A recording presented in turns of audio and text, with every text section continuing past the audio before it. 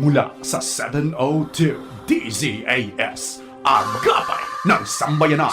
Narito na ang programang mag-uugnay sa iyo tungo sa wastong kamalayan sa batas. Praktikal na talakayan ng mga alituntunin at balitaktakang may kaugnayan sa mga patakaran ng bayan. Kinilala sa Golden Dove Awards bilang Best Documentary Program. Ito ang Tabas ng Batas!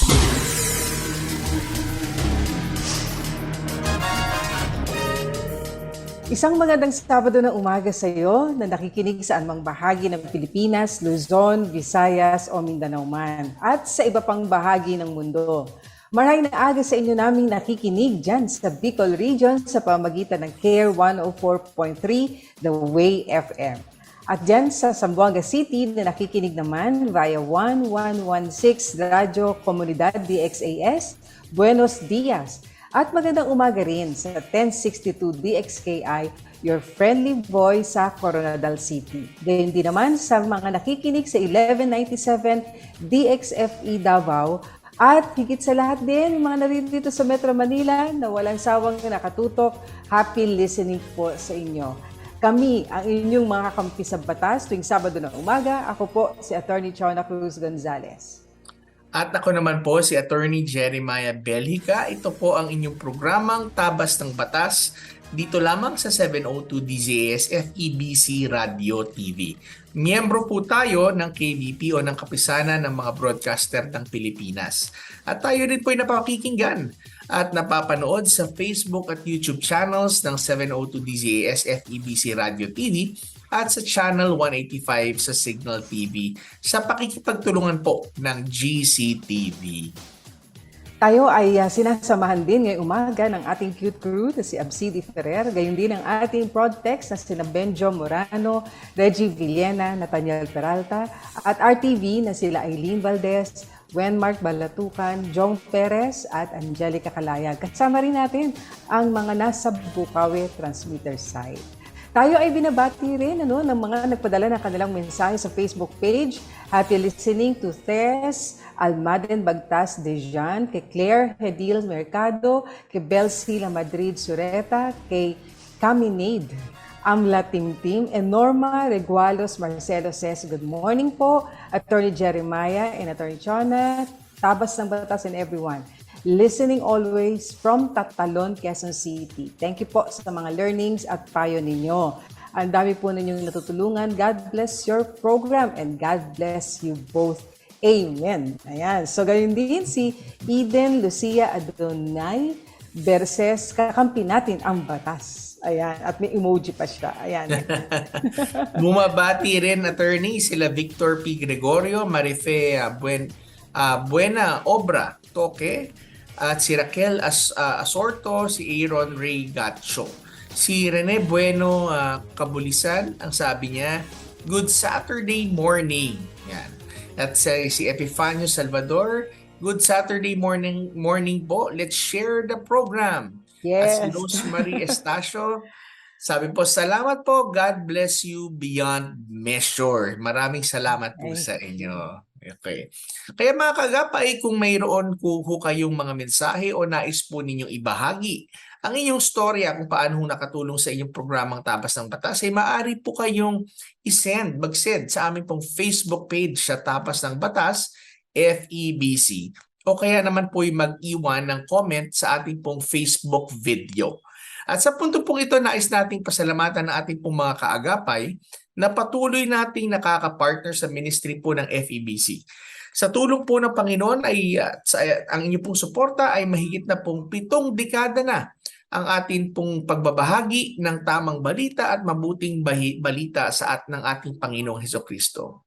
At sa mga nais naman pong maging kabahagi ng ministeryo, maaari po kayong mag-message sa FB page ng 702 DZAS Radio TV o bisitahin ang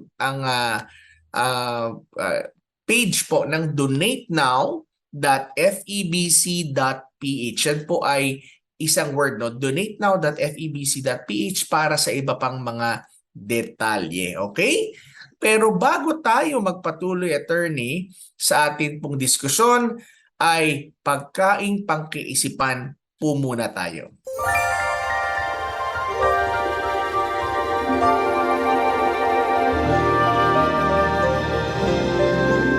Ito po ay hango sa Filipos chapter 4 verse 6 to 7 ng Magandang Balita Biblia. Huwag kayong mag-alala sa anumang bagay. Sa halip, ilapit sa Diyos ang lahat ng pangangailangan nyo sa pamamagitan ng panalangin na may pasasalamat. Kapag ginawa nyo ito, bibigyan kayo ng Diyos ng kapayapaan na siyang mag-iingat sa puso ninyo at pag-iisip dahil kayo'y na kay Kristo Jesus. At ang kapayapaang ito ay hindi kayang unawain ng tao.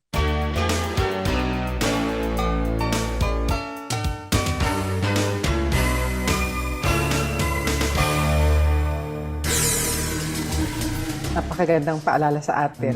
Ganda. At nais namin kayong ayayahan na makibahagi sa ating diskusyon ngayong umaga. Kaya kung meron po kayong mga komento at lalo na kung may katanungan, maaari niyo po ipadala yan sa aming Facebook page, ang Tabas ng Batas, FEBC. Sa pagbabalik ng Tabas ng Batas, tutungo tayo sa ating unang segment, ang Punto por Punto. Kaya pag po kayo maglilipat ng istasyon, kami magbabalik agad sa ilang sandali lamang. Tabas ng Batas! Walk with God.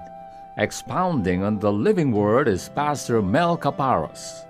Living Word, Sundays, 11 a.m. to 11:30 a.m. Only here on 702 DZAS, FEBC Radio TV. Agapay ng Sambayanan. Ito ang Far East Broadcasting Company Philippines. 74 na taong nagpapahayag ng mabuting balita ni Hesukristo. On air, online, and on the ground. FEBC Philippines. Matatag sa pananalig. Matatag sa paglilingkod. Matatag sa pasasalamat. Paksang legal na siniksik sa mga kaalamang praktikal sa isang makabuluhang talakayan sa Punto por Punto.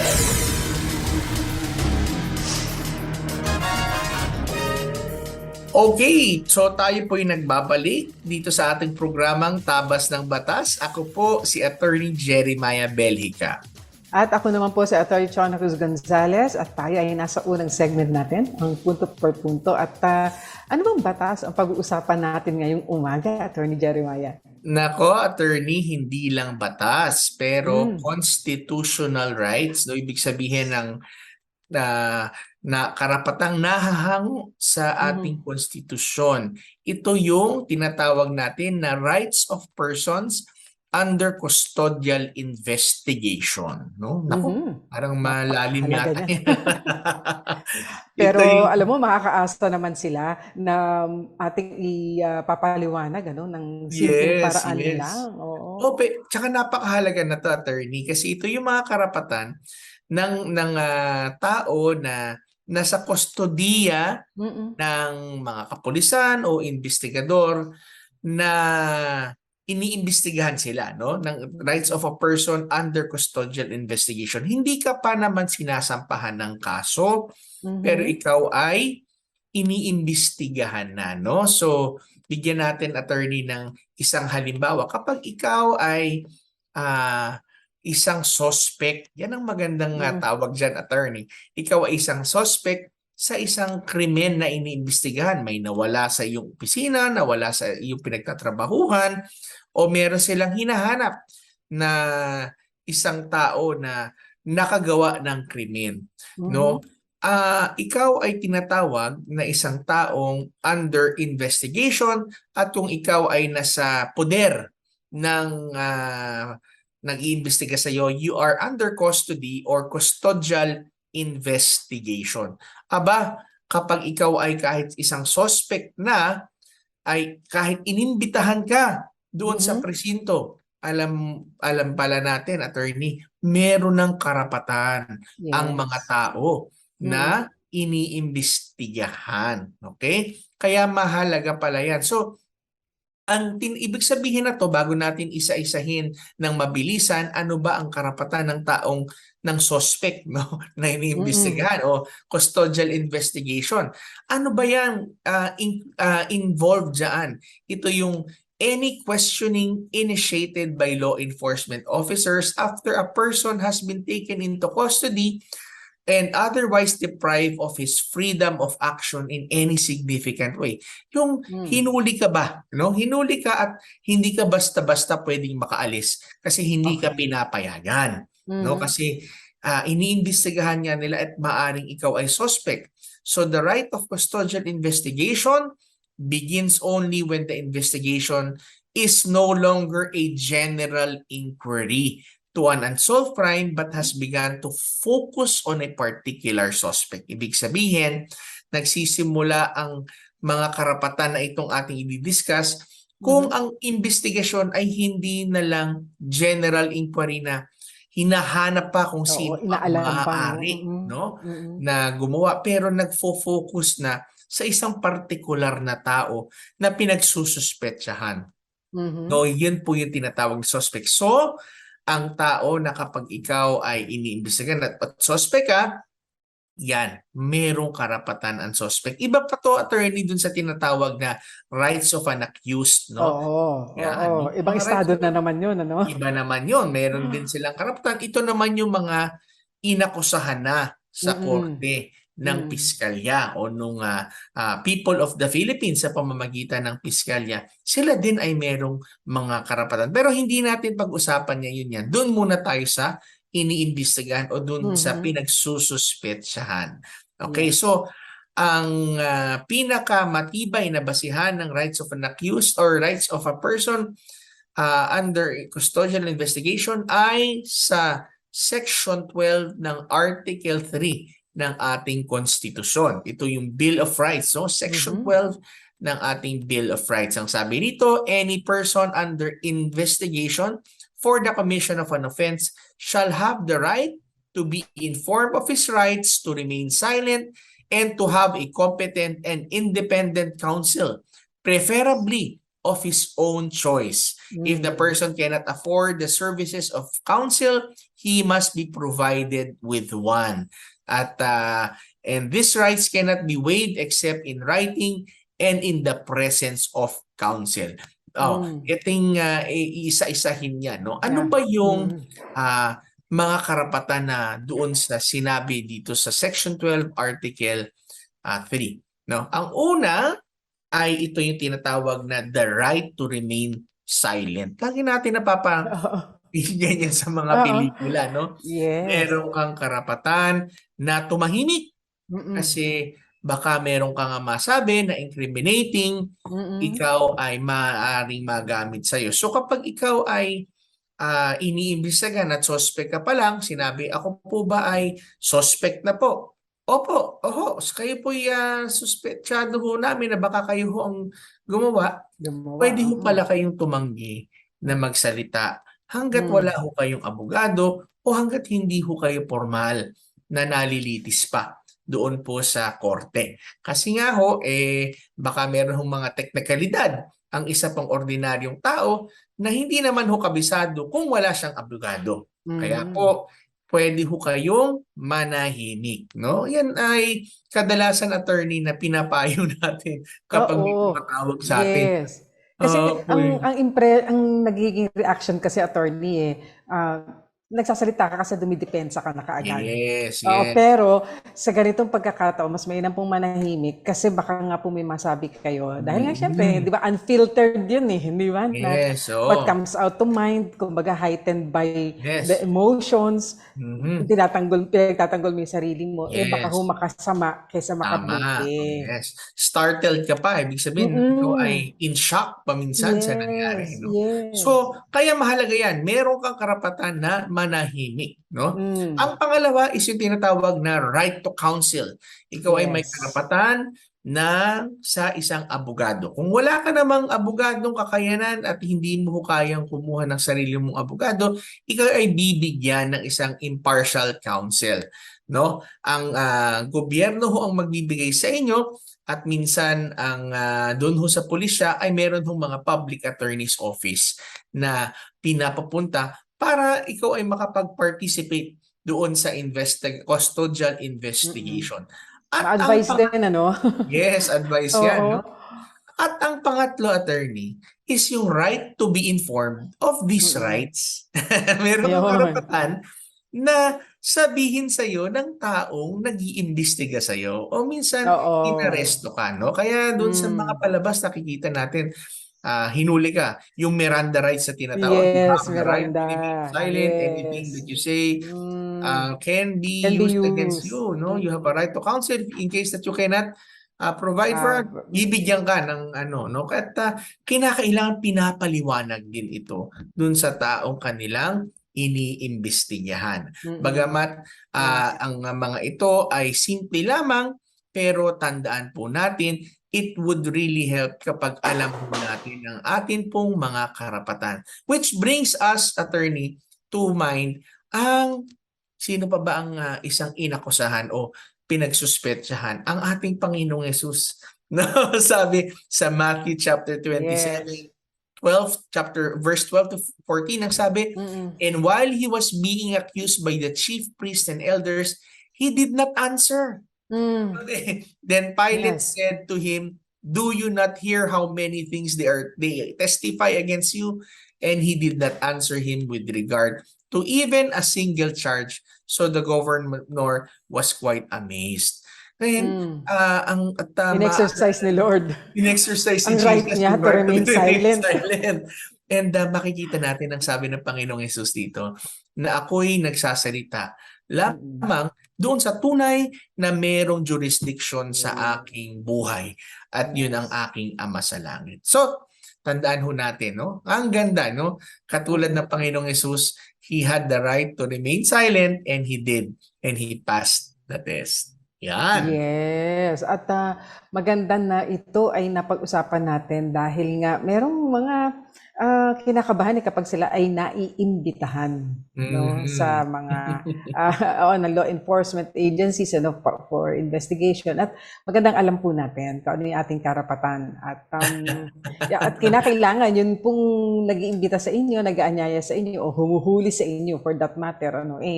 Ito yung sinasabing dapat basahan kayo ng inyong rights, ng Miranda rights at tinatawag. So, yan po yun. Kaya maraming salamat din sa pagbibigay ng tunay na halimbawa nito, no? Mula sa banal na kasulatan, Attorney Jeremiah. Talagang may word of God talaga para makikita natin, pag binasa natin ang storya ng Panginoong Hesus, yung kanyang paglilitis, makikita natin, attorney, yung proseso talaga doon ng batas. Ano? Kaya, attorney, yan, no, tandaan ho natin ang mga karapatan na yan, ang rights of a person under custodial investigation. Okay? Kaya mamaya sa ating pagbabalik, abangan naman natin ang ating pong mahusay na attorney Chona sa Akala at Panukala segment. Kaya tutok lang po kayo mga kaagapay, babalik po tayo dito sa Tabas ng Batas. Tabas ng Batas! Pakinggan ang programang Ang Tipan. Any day, anytime sa Spotify. Ang Tipan, kasaysayan ng mga Bible hero at katangi-tanging mga pinuno. Sundan yan at ang iba pang mga programa. Like and follow 702 DZAS FEBC Radio TV sa Spotify. 702 DZAS FEBC Radio TV. Radio TV. Agapay ng Sambayanan. Pagbibigay linaw sa mga palapalagay, ugnay sa mga panukalang batas. Akala at Panukala.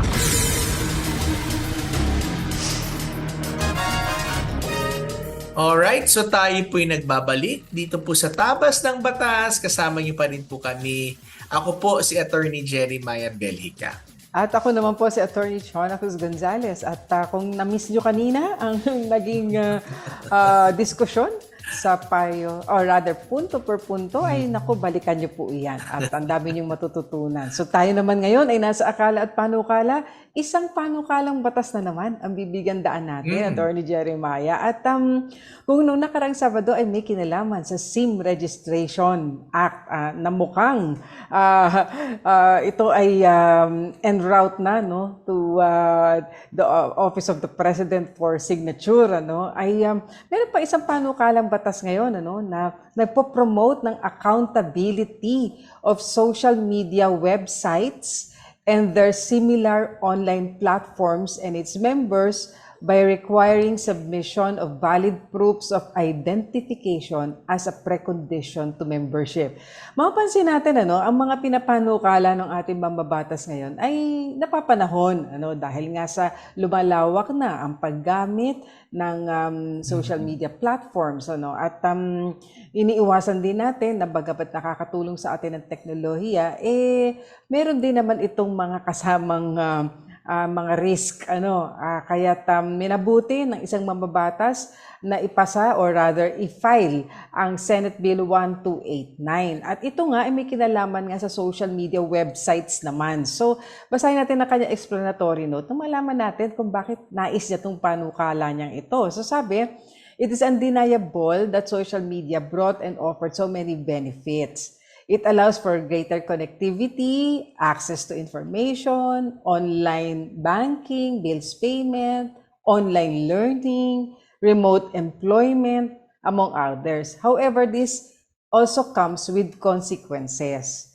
Although social media per se is not a problem, hindi po yung, di ba, technology ang may problema, but the way people use it makes it, di ba, problematic.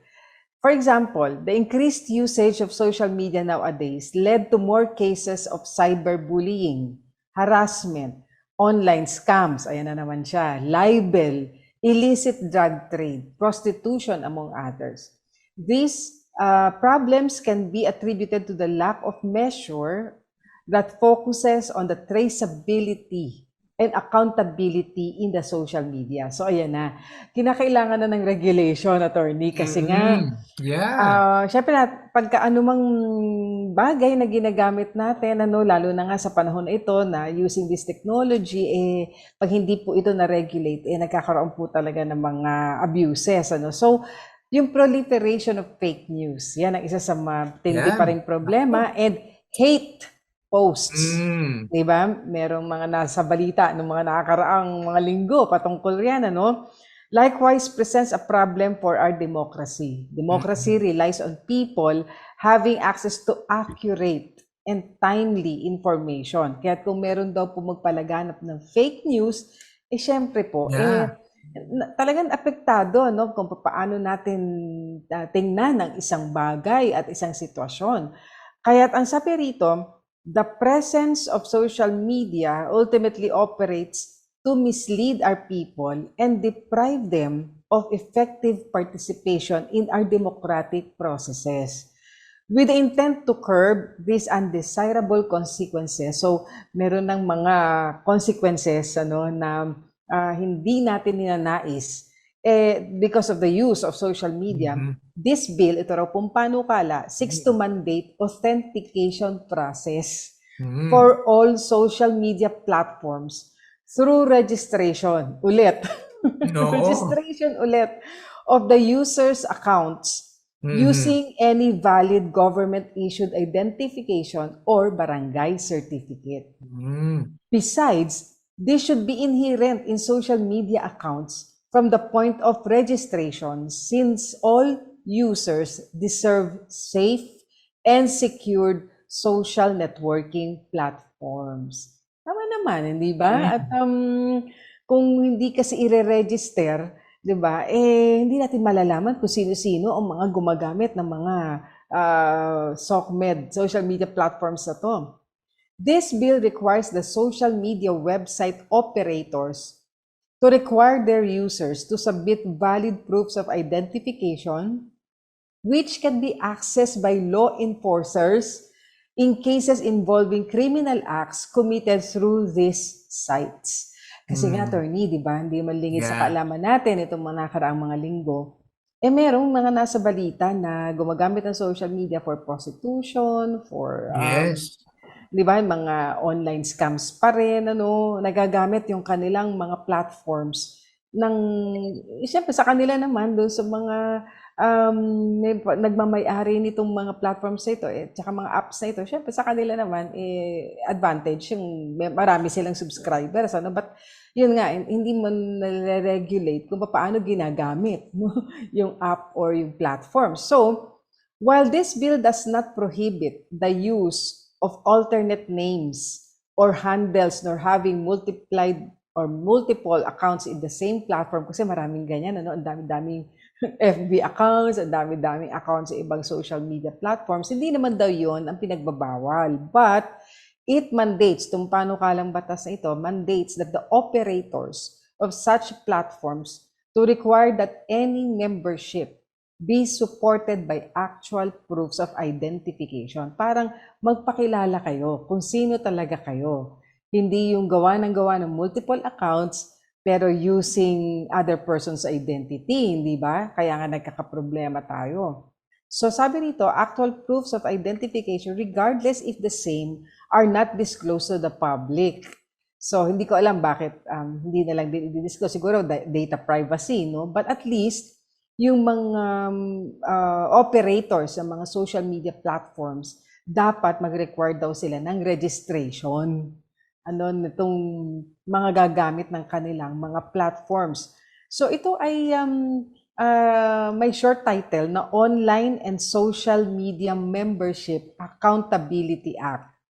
So yan ang nilalayon, magkaroon ng accountability. So ang Section 3, Electronic Identification Requirement, so the operators of social media websites and other similar online platforms shall require its users to submit again a valid proof of identification prior to the registration of their accounts or services.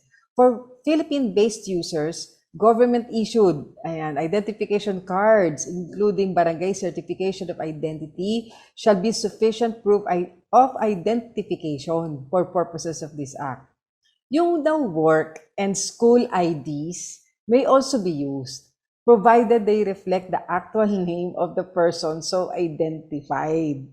And for existing members, ikaw naroroon na sa mga platforms na ito, no? The operator shall require each member to submit a valid identification card as a condition for continuing membership on their platform. So, ayan ang mga nakalagay, no? So, ano pa ang non-prohibited acts naman? So nothing in this act shall prevent individuals from doing the following. Number 1, having multiple accounts. Okay lang. Sabi rito, having multiple accounts in the same website and ano pa raw ang hindi naman prohibited? Yung using site allowable surnames different from their actual name. Kasi ang idea naman is itong mga subscribers na ito, magbibigay sila ng kanilang ID, government-issued ID or barangay certification sa mga operators nitong social media platforms. Kaya insofar as the operators are concerned, kilala nila kung sino-sino at madaling ma-access yung real name nila, maski na itong subscriber ay gagamit ng multiple accounts at minsan iba yung pangalan dun sa ibang mga accounts. So disclosure of real identity, Section 6, the identity and other personal information of users shall not be disclosed to third parties except upon lawful order of the courts or law enforcement agencies. All information in the website are subject to RA 10173 or the Data Privacy Act of 2013. So, kasi, attorney, di ba nagka-problema rin itong nakaraan? Bakit yung mga natatanggap nating mga text messages, hindi ba, meron ng pangalan natin? Yan. Oo. Totoo yan, attorney, May na nag-disclose. Oo, nakakagulat talaga. Kasi parang personalized na yung kanilang mensahe. At parang kilala ka nila. They call you by your first name. Di ba? Na, sino ba itong mga to? No? Kaya nababahala ang ating mga legislators din patungkol dito. Kahit bukod doon sa SIM registration Card Act, na malamang-lamang na makikita natin magiging batas, meron pang isang panukalang batas naman na katulad nito, na yung kung magsusubscribe ka sa social media platforms, dapat magpa-register ka at ibigay mo rin yung proper valid government ID mo. So, we hope na ito ay makatulong to weed out ang mga unscrupulous personalities dyan sa mga platforms and apps na yan para maproteksyon na naman ang ating mga subscribers. Ayan, so yan po ang ating ipinaglingkod na panukalang batas na Senate Bill 1289 or the Online and Social Media Membership Accountability Act. Sa ating pagbabalik, oo nga maganda itong mga patungkol sa social media na ito. Pero tayo ay magpo-pause for a break dahil tayo po ay dadako sa susunod nating pagbabalik sa ating namang blockbuster na segment, Payo de Asunto. Kaya tutok lang po kayo dito pa rin sa inyong paboritong programang Tabas ng Batas. Tabas ng Batas! Puno na ba ang inyong mga piso para sa Radyo Coin Banks? Maaari na po itong ibalik at kumuha na ng panibago sa mga sumusunod na bookstores, drop-off centers, branches. Praise Christian Bookstore, CLC Karuhatan at Malolos branches, PCBS branches, Mandaluyong, Masagana, Monumento, EDSA Cubao, Eton Centris, SM Fairview, SM Marilao, SM Dasmariñas, Los Baños, Santa Rosa, Imus at sa Back to the Bible Bookstore tuwing Miyerkules hanggang Biyernes lamang. Para sa paraan kung papaano ipapadala ang inyong naipon na coin bank through bank deposit o GCash at iba pang katanungan, mag-text o tumawag sa 0947-333-5605. Maraming salamat sa inyong pakikibahagi sa gawain ng Panginoon sa radyo. Ito ang 702 DZAS. 702 DZAS. Agapay ng Sambayanan.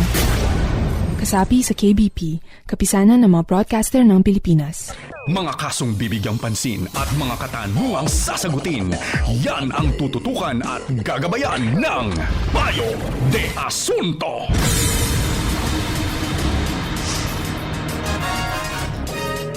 Alright, so tayo po'y nagbabalik at dadako na tayo sa ating blockbuster segment na Payo de Asunto para subukan ho namin ni Attorney Chon ang sagutin at mabigyan ho ng payo ang ilan pong mga katanungan. Okay, sige, simulan na natin, Attorney. Umpisa natin sa sa inheritance. Ayan, so very interesting. Sabi niya, 4 pong magkakapatid ang lolo ko po at 3 lola. So, only boy, Wala na po silang lahat. May lola ako na hindi nagkaanak sa kanyang asawa at may mga naiwang lupa. Ang iba po ay naibenta na at napaghatian na ng mga tito at tita ko. Hindi daw kasama ang nanay ko dahil nauna pa raw pong mamatay ang nanay ko sa lola. Pero ang sabi ng isang neighbor po, hanggat may buhay sa amin ng mga apo, kami ay may right pa raw po. Tama po ba ito? So, we will just have to clarify ang kanilang mga posisyon dito. Attorney, please read Article 1001 ng Civil Code. Attorney, maganda yung so, maging guidance natin. Oo, kasi ang sabi ho doon, parang yung tiyahin nila, yung lola, kung tinatawag yung tiyahin na magulang nila, yung lola nila po ay namatay nang wala namang anak. Bagamat may asawa, So, yes. diba? So, ang tanong paano ba yung naiwan na, paano ba yung mga naiwan na property, pwede bang may makuha yung mga kapatid? At ang question yung mga apo ba ay may pwedeng makuha, So, kaya ito yung tingnan natin sa Article 1001 ng New Civil Code. Ang sabi dito, should brothers and sisters or their children survive with the widow or widower? Ibig sabihin, kung ang mga kapatid, babaeng kapatid, lalaking kapatid, ang siyang naiwan ng isang tao kasama yung kanilang nabalong asawa, no? So the latter, ibig sabihin yung the widow shall be entitled to 1/2 of the inheritance, and the brothers and sisters or their children to the other half. Ibig sabihin, maghahati yung asawa, kalahati dun sa asawa, dun sa naiwan, at yung nalalabing kalahati ay paghahati-hatian ng mga magkakapatid. Ngayon, kung isa dun sa magkakapatid ay nag-predeceased, ibig sabihin Naunang patay na, namatay. no? Naunang mamatay bago dun sa may-ari nung estate na property, pinag-aagawan ng property, ay yung mga anak niya, sabi dito attorney, ay maaaring tumanggap at paghati-hatian ng mga anak niya yung kanyang share doon. Share lang niya, ha? Kapatid, no? So, Oo. so ibig sabihin kung sila daw ay 4 na magkakapatid at magmamana sa kanilang tita, yung share nilang 4 magkakapatid ay hahati-hatiin yan equally. Kung namatay na pala yung isa dun sa 4, yung 1/4 share ang paghahati-hatian ng kanyang mga anak. Yan. So, kasi kaya yung sinasabi hindi kasama yung nanay niya dahil naunang namatay yung nanay niya, no? Ang mangyayari po noon, may share pa rin yung nanay ninyo bilang kapatid noong namatay, na tiyahin ninyo. At yung namang share ng nanay ninyo, yun po ang mauuwi sa inyo. yan. Na magkakapatid. Share lang ng mother ninyo. Yan. Ayan, oo. Ang paghahati-hatian naman ninyo magkakapatid. Ayan. So, nawa po ay naging malinaw, yung ating, kasi pag talagang paghatian, medyo kailangan, oo. Kaya ang batas natin, merong mga sinasabi tungkol riyan. Ngayon, tungo naman tayo sa isa pang may kinalaman din, Yan. sa pag-aayos ng estate. Sabi niya rito, may tanong po ako tungkol sa extrajudicial settlement. Ayan, sabi niya, nasa akin na po ang e-CAR o Electronic Certificate Authorizing Registration. So, naumpisahan na pong i-process sa City Hall. At ang mga required documents, ang EJS o Extrajudicial Settlement of Estate, Transfer Certificate of Title, Tax Declaration, Death Certificate. After 1 week po, bumalik ako at may amount na po akong babayaran na 57,000 nakalagay sa Transfer Tax Order of Payment. Maximum penalty of 72% na daw po ang dapat bayaran. Kinausap ko ang isang empleyado doon at nag-abot sa akin ng papers at tinanong ko tungkol sa tax amnesty. Ang sagot sa akin, iba daw yun sa BIR. Pakilinaw lang po sa akin ang tama sa batas. Marami pong salamat. Ayan, magandang tanong to, attorney, Yes. Talagang iba po ang estate tax sa transfer tax na tinatawag. Po. So, tama na yung mga dokumento ninyo, nakahanda na kayong magbayad. So, yung pong babayaran sa BIR ay yun yung estate tax na tinatawag na meron pong amnesty hanggang sa susunod na taon. Pangalawa, di ba? Another extension na to actually hanggang June of 2023. Kung di ako nagkakamali, June 14 of 2023. So doon po yung amnesty. Ngayon, pagdating po doon sa transfer tax na babayaran po sa LGU o dyan sa City Hall, yung rate po niyan, pala attorney, iba-iba ang rate per local government unit. So depende po kung saan pong lugar naroroon ang mga naiwang estate, yan po ay depende ang transfer tax sa LGU, kung ano ang rate po nila doon. At napag-alaman ko rin, attorney, na meron nga rin daw na penalty riyan kasi hindi mo agad nabayaran yung transfer tax. Kasi at the moment of death po kasi ng inyong magulang, isa man sa kanila,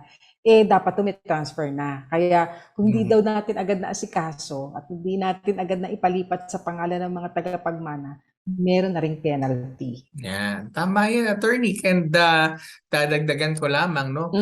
Tama yung sinabi po ni Attorney Chona na iba ho yung taxes na sinisingil o binabayaran through the BIR yung Bureau of Internal Revenue. Ito po yung national government taxes. Kadalasan kapag ikaw ay nagbabayad ng estate tax, ibig sabihin ito yung bayad mo sa karapatang tanggapin yung iyong mamanahin sa iyong yumao na mahal sa buhay. Kasama rin dyan yung tinatawag na documentary stamp tax o yung Ayun pa, DST. oo. Ano? So normally yan ay 1.5% kung hindi ako nagkakamali. Yan ang mga binabayaran ho natin kapag tayo ay naglilipat ho ng mga properties na galing ho sa ating ho mga mamanahin. Ngayon, kung kayo naman po ay magbabayad rin po ng mga taxes po sa local government taxes, no? Yan ay sinasabi ni attorney na unang-una diyan yung yung real estate tax, yung property, yung amilyar. Iba pa rin yan. Iba pa rin yan. Ayan, no?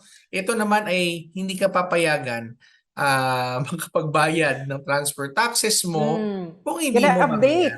Yan, no? So, kailangan updated. So, at yung sinasabi na itong iyong tinatanong po na transfer taxes, ito po'y binabayaran sa local treasurer's office at kadalasan ito po ay either 0.5%, 1%, or 0.75%. Yan po ay binabayar. Ibig sabihin, hindi ho less than 1% naman po, no? So kung 57,000 ang binayaran na transfer taxes, medyo malaki-laki siguro yung property. Oo. At na penalty sila, attorney. Sinabi kasi dahil sa delayed payments. Yes. Ayun po. Kaya hindi ho talaga papasok yan dun sa amnesty na tinatawag dahil yun po ay sa BIR po, hindi po sa local taxes. Yan. Okay, another question. Ito naman, interesting din kasi may kinalaman sa waiver. Ayan. Sabi niya, may tito ako na pinapirma kami ng waiver na hindi po kami makikialam sa mga property ng lola ko. Lately ko lang nalaman. Dalawa lang pong tito ko ang may alam sa waiver. Yung tito na gumawa ng waiver at isang kapatid ng nanay ko. Nagulat ang ibang kapatid ng nanay ko, may piniramahan kaming waiver na matagal na at lately ko lang nalaman na hindi ito alam ng ibang mga kapatid ng nanay ko po. So ang tanong niya, may visa ba ang waiver na yon? So malamang naririnig na rin ng mga taga-pakinig natin yung ano ba yung waiver, no? Waiver. Karaniwan po, ibig lamang sabihin niyan, sabi po, the act of intentionally relinquishing or abandoning a known right, claim, or privilege. So, i-highlight natin intentionally, no? Relinquishing. Yung, pinapaubayan nyo na. Yung karapatan ninyo, hindi nyo na i-assert yung inyong karapatan over something, uubayan nyo na po yung karapatan na yan sa iba, no? Ngayon, under Article 6 of the Civil Code, ang sabi naman, rights may be waived. Unless, di ba, attorney, unless it is contrary to law, public order, public policy, morals, good customs, or kung prejudicial daw po to a third person with a right recognized by law. So, pasadahan lang natin, ano ang essential requirements ng isang valid waiver? Siyempre, kailangan may right. May karapatan ka muna, no? Ano i-waive mo kung wala kang right? Right, okay. Pangalawa, knowledge of the existence of such right. In this case, yung parang karapatan niyang magmana, no? At pangatlo, intention to relinquish such right. So, nauunawaan niyo po ba nung kayo ay nag-waive, noong karapatan niyo na yan? Kasi po, kung ito ay may kinalaman pala, no, attorney, sa future inheritance. Halimbawa po, ito hindi pa naman talagang kagyat na inyong mamanahin at ito ay in reference to future pa na pwede mong manahin. Inchoate right. Yes, oo, yan. Ako, magandang pag-usapan din yan. Ano?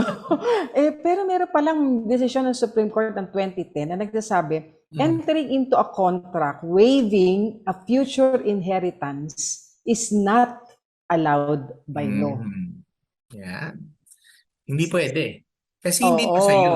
Di ba? Oo. Yung sabi mo, attorney, kanina na ito'y expected na mapupunta sa'yo pero hindi pa sa'yo yan. Kaya nga sabi mo kanina, hindi mo pwedeng i-waive ang hindi pa sa'yo. Mm. So, And alam mo, attorney, din niya rin nabanggit dito sa narration of facts niya, no? Kung buhay pa ba yung mother niya. yung lola yata, no? Yung, Oo, yung pero mother. Oo. with regards sa mother niya mismo, wala siyang nabanggit, ano, kung ito Yes. ay buhay pa, no? Kasi kung buhay pa yung mother niya, di ba? Or actually, maski naman namatay na yung mother niya. No? But anyway, she is the heir of your Siya. lola. Yes. Oo, together with, of course, ibang siblings din, ibang kapatid ng nanay ninyo, mga tagapagmana rin yun ng lola ninyo.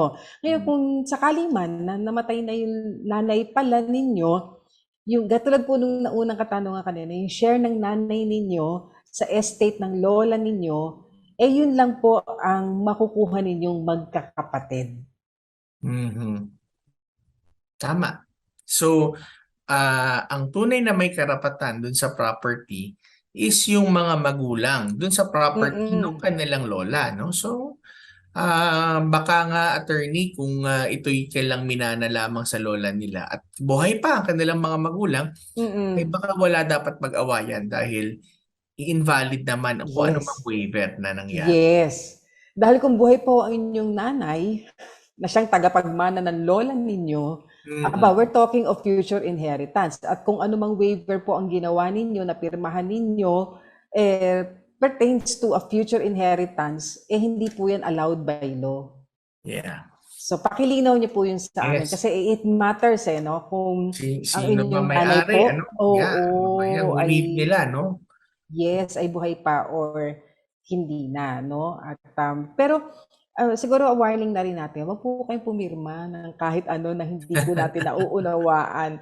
Kayo sumangguni muna. Ano po, wag po kayong papayag doon sa, kasi marami nagsasabi, attorney, hindi, formality lang yan, pirma ka lang na. Ano. Hindi ho, may nakasaad po riyan na mga provision na maaari hindi po ninyo ganap na nauunawaan. Mainam po magpa-advise po sa abogado bago man kayo pumirma. Ayan. Ito pang isa, ito pagbili naman ng lupa, sabi niya. Hingi po ako ng advice kung bibili ba ng lupa, ano ang dapat binibigay na nagbebenta ng lupa. Bumili po ako ng 300 square meters na lupa, tapos binigay sa amin bond paper na maliit lang, yan ang resibong natanggap po namin. Ang halaga na lupa ay 540,000 pesos at nakabay na ako ng mahigit 300,000 pesos. Salamat po. Ayan. Tukol muna doon sa kailangan kasi yung resibo muna, no? Yeah. Kung po bang sa resibo ninyo, nakalagay po ba na yung binayaran yung more than 300,000 pesos ay para bilhin yung property? Kailangan mo malinaw po yun eh. Para saan po yung ibinayad ninyo? Nakasaad po ba yan doon sa bond paper na yan na sinasabi nyo sinulatan noong nagbenta sa inyo? Tama. Kaya kung kayo po ay nakikipagbentahan, attorney, talaga ng deed of absolute sale, ang tinatawag ng lupa, ay mas maganda po ang inyo pong bentahan ay notaryado na tinatawag po. Hindi lamang po kayo ay nagbebentahan na sa simpleng papel. Bagamat ito po isang katunayan na tumanggap sila, nagkaroon kayo ng bayad. Yes, oo, no? So, kung hindi ho notaryado ang deed of sale ng isa pong lupa, no, ito po ay hindi kino-consider na public document, pero ito isang private document lamang. Tsaka yung seller po ay maaari siyang mag-execute ulit ng pangalawang deed of absolute sale sa iba pang tao. So, kaya nga po, no, yung una po yung tao na makakapagpanotaryo muna, no, ng instrumento ang ipipresume na siya po ang unang merong mas matibay na karapatan. So, ang suggestion po namin ipanotaryo po ninyo yan, at ito po as to the documents po, kinakailangan bayaran din ho ninyo yung tinatawag na mga buwis, no, yung kanina nabanggit natin, capital gains tax, at yung mga transfer taxes, no, pati na rin yung documentary stamp tax. Yan, no. So yan. At updated ang real property tax. Ang real property tax, yung real estate, yung amilyar. At siguraduhin niyo po na yung titulo ng lupa Mm. ay nakapangalan po dun sa inyo pong pinagbibilhan. Yan, kasi po part yan ng due diligence po na Mm. tinatawag. Actually po, bago kayo bibili ng property, kailangan pong makita ninyo yung kopya ng title, ng tax declaration, nabanggit na po ni Attorney Jeremiah, at ichinecheck po yan sa Register of Deeds, at maging sa Tax Assessor's Office. Kung yung pangalang nakalagay dun sa kopya ng titulong binigay sa inyo, maski photocopy yan, yun nga ba ang nasa record ng Register of Deeds at ng Tax Assessor's Office? Mahalaga po yan. Of course, kailangan din ocular inspection, Baka mamaya sinabi lang sa inyo, ito binibili pero hindi mo alam exactly kung anong property yan. And of course, kung ganitong hindi po full payment, kasi kung full payment, nabanggit na ni attorney kanina, deed of sale na po yun. Kung hindi naman, contract to sell, dapat meron man lang po kayo na alam na, di ba, meron mo ng down payment, gaano ang ihuhulog buwan-buwan hanggang matapos yung kabuang halaga ng property, etc. At mainam po nakasecure, yung mga bagay na ito. Kasi malaking halaga rin naman po itong inyong ibinabayad. Ayan. So, meron namang isang katanungan tungkol naman sa pagta-transfer ng land title. Sabi niya, ano ang mga requirements sa kailangan sa pag-transfer ng land title kung ang nakapangalan sa land title ay patay na? Pwede pa bang i-transfer ang titulo? Ayan. So, medyo nalinya tayo ngayon sa mga extrajudicial settlement of estate. Yes. Ayan. Okay. Yeah. So pwede ang sagot natin diyan, attorney, pwede naman po, no? Yes. Ang tanong lamang po natin diyan, sino ho ba ang nagbenta ng lupa? Yung taong namatay na po o yung nagbebenta is yung tagapagmana noong namatay, no? Kasi kung yung tao hong original na may-ari na namatay ay nakapirma naman siya ng deed of sale at ito po ay notaryado, ay pwede niyo po itong ipalipat, no? Yung babayaran niyo lang yung sinabi namin kanina pa ni Attorney Chona na mga taxes, no? Mga iba't ibang buwis. So pwede ho yan ipalipat. Ngayon, kung ito po ay nakamatayan po at ito po ay meron siyang mga tagapagmana, may mga anak o asawa, ay yung asawa at anak po o yung tagapagmana ang maaari hong magbenta naman po sa inyo. Siguraduhin lamang po na sila po ay meron ng extrajudicial settlement of estate na tinatawag. At minsan, attorney, doon sa extrajudicial settlement of estate mismo ay isinasama na rin yung tinatawag na with deed of sale. Deed of sale, yes. So, iniisa na lang sa isang dokumento. At this juncture, pag ganun, attorney, babayaran niyo po yung dalawang klaseng taxes sa BIR. Capital gains tax at pati po yung estate tax na po. No? Yan po of course, transfer tax para mai-transfer sa pangalan ng bumili. Opo. Ayan. So, yan na lamang po ang ating panahon para sa ating payo de asunto dahil napakabilis po talaga ng oras. Gayunpaman ay kung hindi nyo napakinggan po yung nasagot namin sa inyong mga katanungan, maaari nyo po itong balikan sa ating Facebook page, ang 702 DZAS-FEBC Radio o dito po sa ating Tabas ng Batas FEBC. At kung hindi po namin nasagot ni Attorney Chona ang inyong pong mga katanungan, abangan niyo po ito sa mga susunod na Sabado at susubukan ho namin itong talakayin. Ano? Sige po, tayo po ay dadako na sa ating prayer time. Ama, makapangyarihan sa lahat, kami po ay lumalapit sa inyo ngayon. Itinataas po namin ang amin pong mga buhay, ang lahat po, Panginoon, ng amin pong mga tagapakinig. Ama, ikaw po ang nakakaalam ng lahat ho ng pinagdadaanan ng bawat isa. At sino man, Panginoon, na nakaririnig ng aming pong mga tinig at inaabot po ng programang ito, O Diyos, we pray, Lord, that you would be the one to rescue them, Lord, in their times of needs. And also, Lord, sa kanila pong mga pangangailangan, ikaw po, Panginoon, ang magtustos. Ikaw ang lumaban para sa kanila. And Lord, sa amin pong maiksing oras na ito ay nawa, O Diyos, ang sino mang makakarinig at makakapanood, Panginoon, ng palabas na ito ay iyong pong pagpapalain. Yes. Kung aming samot dalangin sa pangalan ni Jesus. Amen at amen. Salamat po mga kaagapay sa mga tumutok sa radyo, sa online, via Facebook at YouTube channels at Channel 185 via Signal TV sa GCTV. Kami po ang inyong mga kakampi sa batas tuwing Sabado ng umaga. Ako po si Attorney Jeremiah Belhica.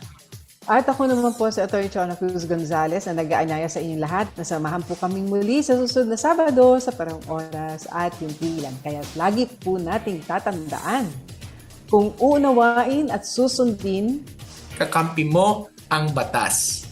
Nais po namin makarinig mula sa inyo. Para sa mga kuro-kuro, mungkahi o mga bagay na nais ibahagi sa palatuntunang iyong napakinggan, sumulat lamang sa 702 DZAS, Agapay ng Sambayanan, 1 Corporate Center, 46th floor, Doña Julia Vargas Avenue, corner Meralco Avenue, Ortigas Center, 1605, Pasig City. O mag-email sa dzas info@febc.ph.